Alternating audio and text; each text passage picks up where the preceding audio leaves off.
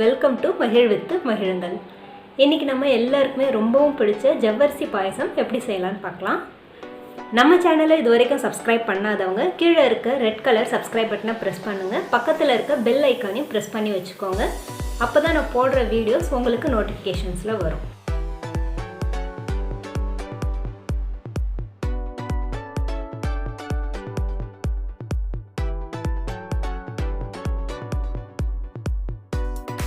ஜவ்வரிசி பாயசம் பண்ணுறதுக்கு ஃபஸ்ட்டு ஒரு அரை கப் ஜவ்வரிசியை வானலியில் போட்டு லோ ஃப்ளேமில் வச்சு வறுத்துக்கோங்க.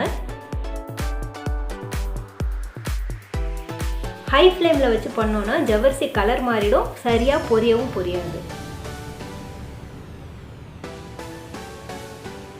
இதே மாதிரி வறுத்துக்கிட்டே இருந்தோன்னா ஜவ்வரிசி நல்ல சைஸ் பெருசாகி கடுகு மாதிரி படபடன்னு பொரிய ஆரம்பிக்கும்.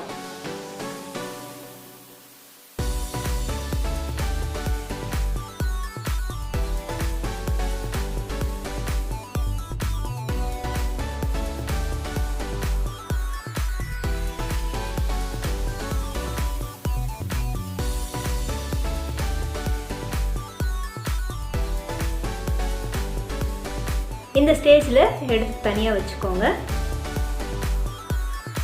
இப்போ இதில் ஒரு கப் பாலை சேர்த்துக்கோங்க.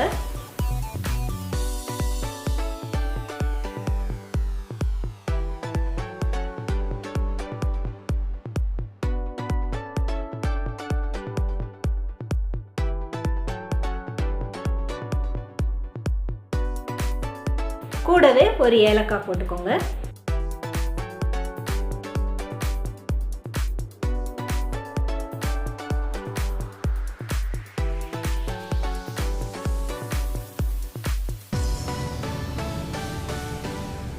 பால் நல்லா பொங்கி வந்ததும் அடுப்பை சிம்மில் வச்சுட்டு நம்ம வறுத்து வச்சுருக்க ஜவ்வரிசியை சேர்த்துக்கலாம்.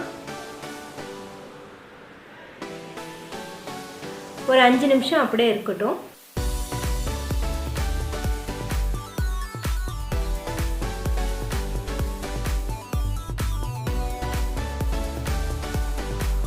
ஜவ்வரிசியெல்லாம் நல்லா வெந்துருச்சு.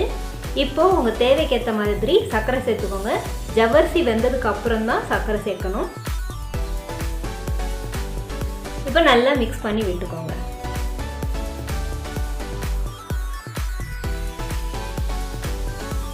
இப்போ வேற ஒரு பேனில் கொஞ்சமாக நெய் விட்டு முந்திரி, பாதாம், திராட்சை பொன்னிறமாக வறுத்து எடுத்துக்கோங்க.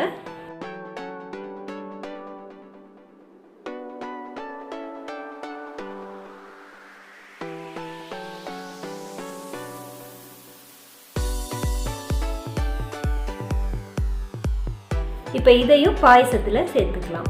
அவ்வளவுதான், சூப்பரான ஜவ்வரிசி பாயசம் ரெடி ஆயிடுச்சு.